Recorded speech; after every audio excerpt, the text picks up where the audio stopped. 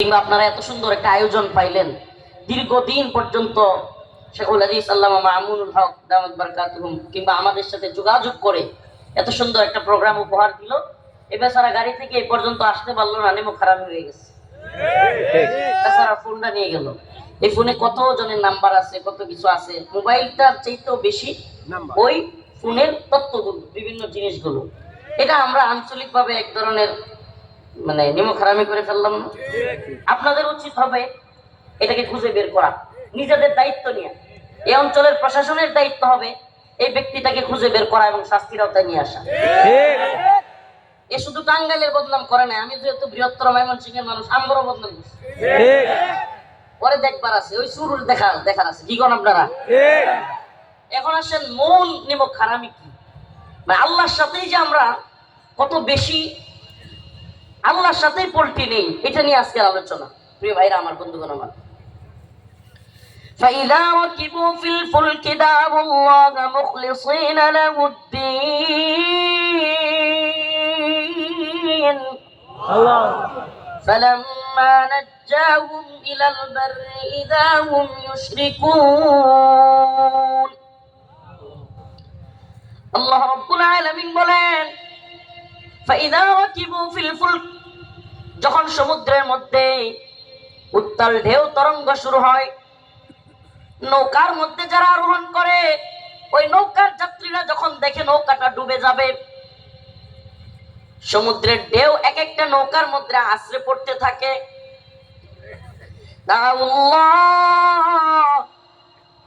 তারা আল্লাহকে ডাকে।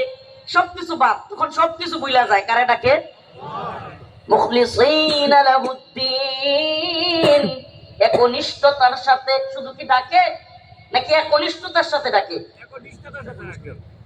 সমুদ্রের মধ্যে যখন উত্তাল ঢেউ শুরু হয়ে যায়, নৌকার যাত্রীরা দুনিয়ার সব ভুলে গিয়ে একমাত্র আল্লাহকেই ডাকতে থাকে। দাউল্লাহ মুখলিসিনা লাহুদ্দিন ফালাম্মা নাজ্জাহুম বিলাল বার ইযা হুম ইউশরিকুন। কিন্তু আল্লাহ বলেন, যখনই আমি তাকে উদ্ধার করি, ওই পরিস্থিতি থেকে আমি তাকে বাঁচায়া দেই, তখনই ইযা হুম ইউশরিকুন, সে আমার সাথে নাফরমানি করে। কে বলে? সেই বান্দা আল্লাহর সাথে নাফরমানি করে, সেই মানুষ আল্লাহ পাকের সাথে নাফরমানি করতে পারে, সে আপনি আমার সাথে নাফরমানি করবে, এটা কোনো ব্যাপার? হ্যাঁ, যেই মালিক আপনি আমাকে সৃষ্টি করলো, তার সাথেই যে ব্যক্তি নাফরমানি করে, সেই ব্যক্তির কাছে মানুষ কি কোনো বিষয়? আল্লাহর নাফরমানির ভয় যার মধ্যে নাই, মনে রাখবেন দুনিয়ার কারো নাফরমানির ক্ষেত্রেও তার কোনো ভয় নাই। فإذا ركبوا في الفلك دعوا الله مخلصين له الدين, যখন বিপদের মধ্যে পড়লা তখন একমাত্র আল্লাহকেই ডাকলা। 16, 17, 18 জুলাই বাংলাদেশে এক ভয়াবহ পরিস্থিতি। আলোচনা লম্বা করবো না, সুযোগও নাই, দীর্ঘ সময় বের হয়ে গেছে। আমার মামা আদ্দিন ফাউন্ডেশনের চেয়ারম্যান, ওনার শ্যালক, ওনার স্ত্রীর ভাই মামা আমাকে দেরি করায় ফেলছে। কিছু করার নাই, আমি লম্বা সময় কথা বলবো না, কিন্তু মূল কয়েকটা কথা বলে যাওয়ার চেষ্টা করবো ইনশাআল্লাহ। যখন 16, 17, 18 জুলাই 2024 সালটা মনে রাখবেন, দিনগুলো মনে রাখবেন। 16, 17, 18 জুলাই 2024 বাংলাদেশে উত্তপ্ত পরিস্থিতি। হাসিনার জুলুম তীব্র থেকে তীব্র অবস্থায় চলে গেছে। এমন অবস্থা হয়েছে, হেলিকপ্টার থেকে গুলি করতেছে, যাকে মন চায় গাড়ি থেকে তুলে নিয়ে যাচ্ছে, যাকে মন চায় বাড়ি থেকে ধরে নিয়ে যাচ্ছে, যাকে মন চায় গুলি করে মারতেছে, গুম করতেছে, খুন করতেছে। সারা দেশে নেটওয়ার্ক বন্ধ, সিম কানেকশন বন্ধ, ওয়াইফাই বন্ধ, টিভি চ্যানেল গুলোতেও আগের খবর দেখাচ্ছে, নতুন কোনো খবর নাই। মনে আছে আপনাদের? কোনো ভুলে গেছেন না? মনে আছে? আপনারা ভুলা যাইলে আওয়ামী লীগের জন্য ভালো, আপনারা ভুলে গেলেই, কারণ তারা গুজব ছড়াইতে পারবে সহজে। তারা বলতে পারবে জুলাই বলতে কিছু ছিল না, আগস্ট বলতে কিছু ছিল না, এদেশে কোনো হত্যা হয় নাই, গুম নির্যাতন হয় নাই। এদের কাছে সব মিথ্যা।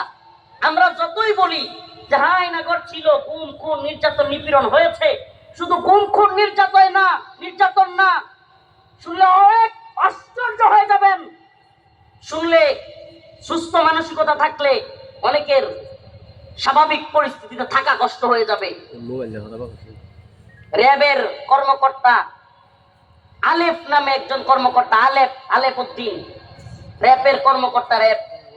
এই ব্যক্তিটা ইসলামপন্থীদেরকে জঙ্গি নাটক দিয়া, জঙ্গি সাজায়া, মামলা দিয়া, যখন স্ত্রীরা তার কাছে যাইতো মুক্তির জন্য, স্ত্রীদেরকে ধর্ষণ করত। কল্পনা করা যায়? চিন্তা করতে পারেন, একটা বন্দী যাকে কিনা আলেম, হাফেজ কিংবা বিভিন্ন মাদ্রাসার ছাত্র, জেনারেল শিক্ষিত, জঙ্গি বইলা নাটক সাজাইতো, আবার তার কাছে মুক্তির জন্য যাইলে তাকে, ওই মেয়েকে, ওই মহিলাকে, ওই স্ত্রীকে দর্শন করত। প্রিয় ভাইরা আমার, বন্ধুগণ আমার, এদেরকে ধরা হয়েছে, কিন্তু এখনো উল্লেখযোগ্য শাস্তি এদেরকে দেওয়া হয় নাই। এরা যখন কোর্টে আসে মনে হয় যে জামাই আসতেছে, এত সুন্দর পোশাক নিয়ে আসে। আর আমাদের অবস্থা কি ছিল?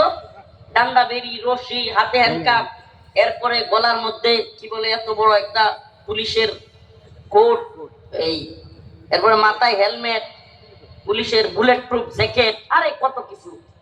আর এখন এদের অবস্থা।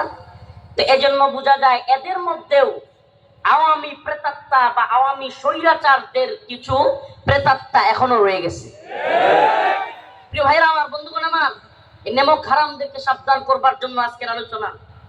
16, 17, 18 জুলাই বিগত 16 বছরে এদেশে আলেম উলামারা হাসিনা সরকারের সময় জেল, রিমান্ড, ফাঁসি, নির্যাতনের শিকার হয়েছে কি হয় নাই?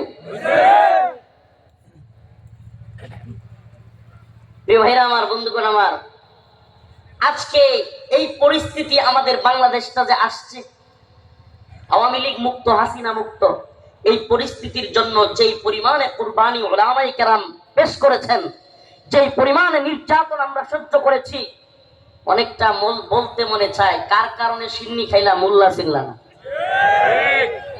এই কথাটার প্রচলন আছে, কার কারণে সিন্নি খাইলা মোল্লা চিনলা না।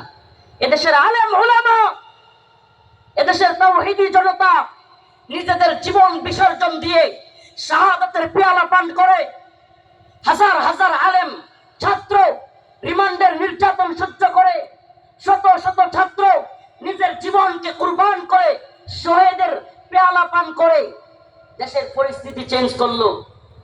আর এখন আইসা উপদেষ্টাদের মধ্যে একজন মাহফুজ আলম নামে উপদেষ্টাদের একজন তাওহীদি জনতাকে নিয়ে তাচ্ছিল্য করে।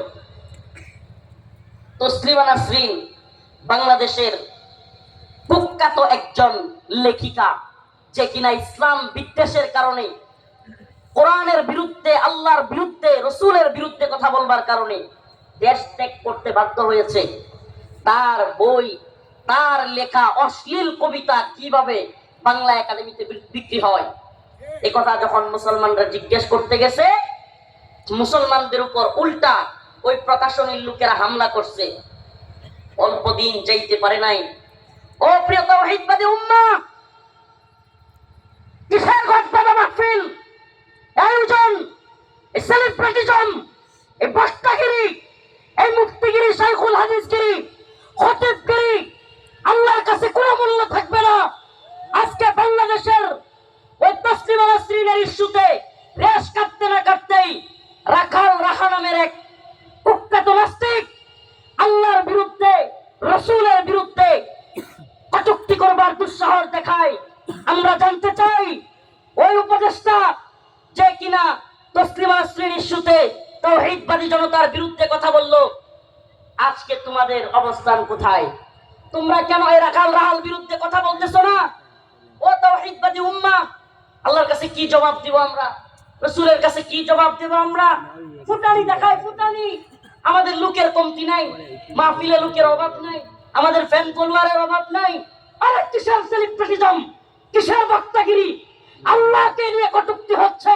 রাখাল নাহারামের ওই দম্ভিক অহংকারী আমার আল্লাহকে শালা বলে তুচ্ছতাচ্ছিল্য করে গালি দিয়ে ফেসবুকে পোস্ট করতেছে। এখনো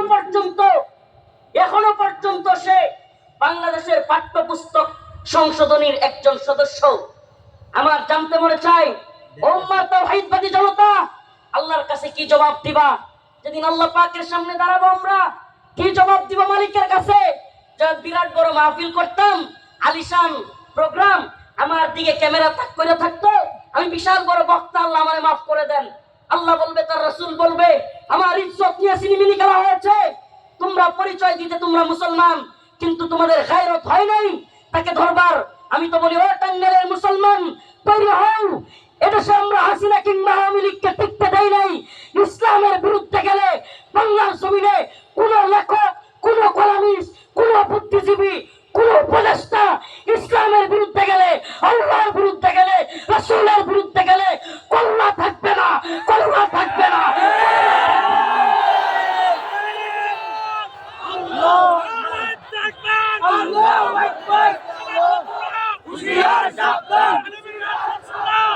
বিলম্বে ওকে শাস্তির আওতায় নিয়ে আসুন, না হলে অর্ডার দিয়ে দিচ্ছি, অর্ডার, বাংলার তাওহীদবাদী জনতা তার পাওনা আদায় করবে। তাকে যতটুকু পাওনা বুঝিয়ে দেওয়া দরকার। আরামান সাফানাবিয়ান ফাকতুলু, রাসূল ফরমায়েছেন, আল্লাহর নবী বলেছেন যে আমাকে নিয়ে, আল্লাহকে নিয়ে কটূক্তি করবে, দুনিয়ায় ওর বেঁচে থাকবার মতো কোনো অধিকার নেই।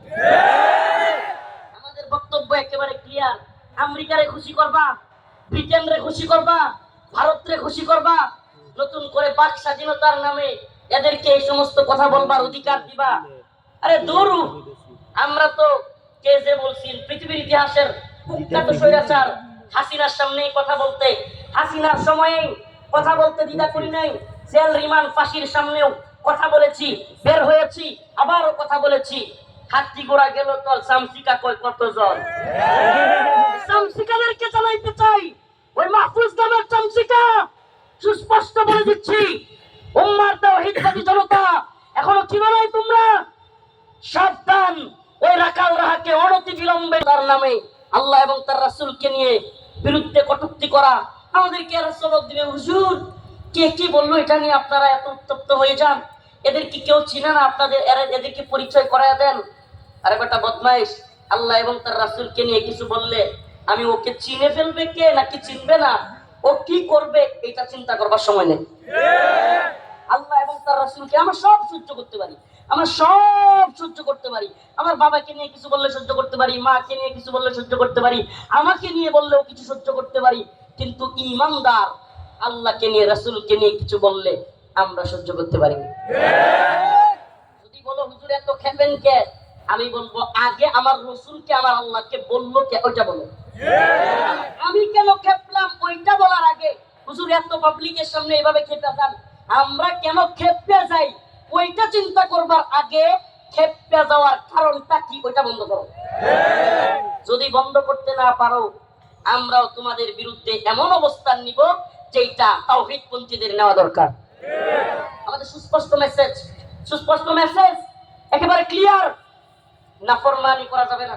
এদেশের তাওহীদবাদী জনতা এই জুলাই আগস্ট বিপ্লবে জীবন দেয় নাই? হেফাজতে ইসলাম, জামাত ইসলামী কিংবা এদেশের তাওহীদবাদী জনতা, এই ছাত্র যেগুলো, এগুলো কি মুসলমান না কাফের? ছাত্র যেগুলো, এগুলো তো মুসলমান। এক একটা কপালে নামাজের দাগও আছে, মাশাআল্লাহ, নামাজ পড়ে। এক একটা বিয়ে করলে বউরে পর্দায় রাখে, বউরে কারো সামনে আনে না। তার মানে কি বোঝা যায় যে কুলাপান গুলো এগুলো করছে, এরা কোনো সেকুলার কিংবা ধর্ম নিরপেক্ষতাবাদী নাস্তিক মুরতাদ না।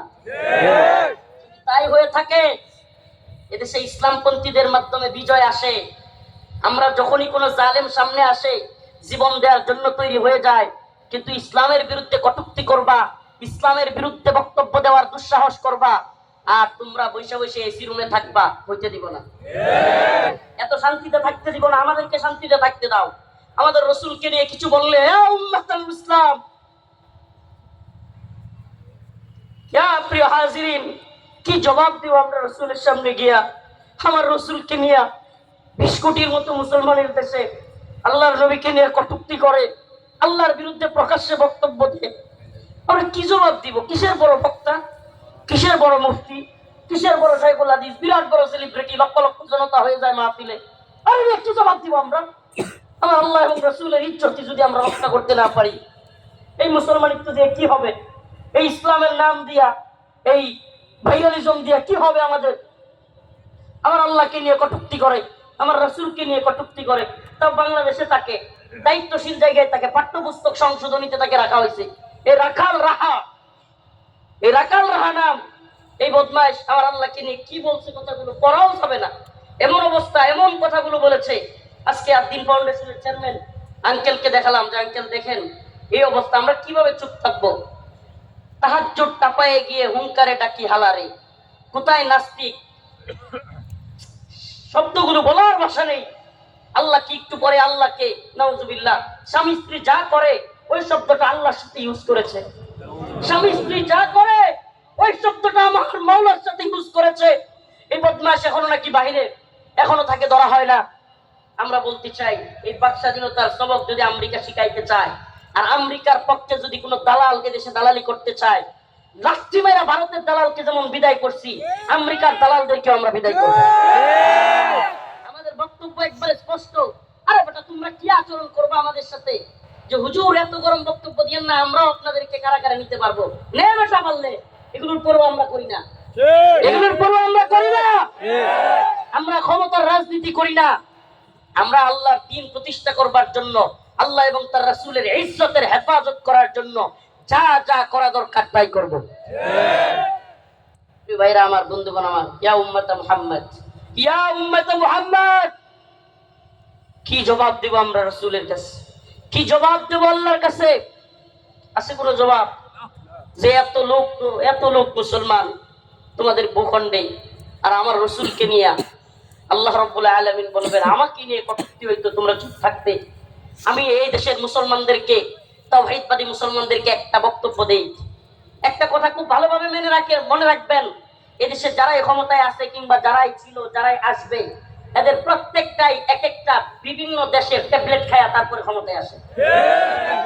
এরা কোনোটা ভারতের ট্যাবলেট খায়, কোনোটা আমেরিকার ট্যাবলেট খায়, কোনোটা চীনের রাশিয়ার ট্যাবলেট খায়। কিন্তু আমরা তাওহীদবাদী প্রজন্ম, আমরা আল্লাহর ট্যাবলেট খাই, আল্লাহর গোলামি করি। আমরা ভারতের গোলাম নই, আমরা আমেরিকার গোলাম নই, আমরা ইসরায়েল কিংবা রাশিয়ার গোলাম নই। আমরা কার গোলাম? আল্লাহ। অতএব কথা সুস্পষ্ট, ফাইদা রাকিবু ফিল ফুলক দাআল্লাহ মুখলিসিনা লাহুদ্দিন। যখন বিপদে পড়ি তখন আল্লাহ আল্লাহ করি। ওরে বদমাইশ, যখন জুলাই আগস্টে হাসিনার জুলুম শুরু হয়ে গেছে, তখন তো দেখলাম সবগুলোই চিৎকার করে বলা শুরু করলো হাসিনার বিরুদ্ধে, জুলুমের বিরুদ্ধে।